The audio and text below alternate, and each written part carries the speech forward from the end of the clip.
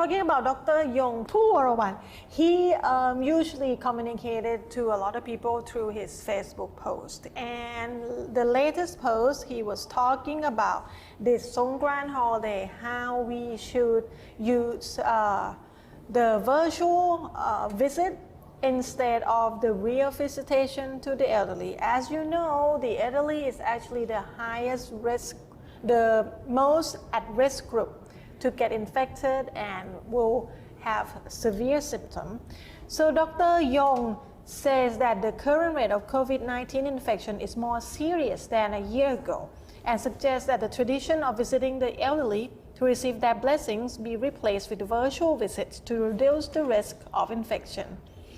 So citing the triple-digit daily new infections this month, mostly related to entertainment venues in Bangkok, compared to the dual-digit increases during the same period last year. He blamed the worsening situation on lax restrictions and the fact that most of the infected are young people who show mild or no symptoms at all, unknowingly spreading the disease.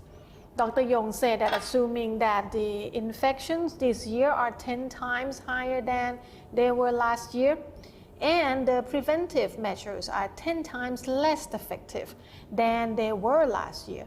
That means that the severity of the pandemic this year will be 100 times greater than it was last year.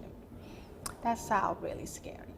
He said that last year the Songkran festival was effectively cancelled. All related activities were banned. Bars and pubs were closed and most people strictly observed social distancing and wore face masks, but all these measures have been eased this year. With Songkran next week, when many people will travel to visit their relatives across the country, Dr. Yong admitted that he is very worried about the high risk of increased infections, especially among the elderly.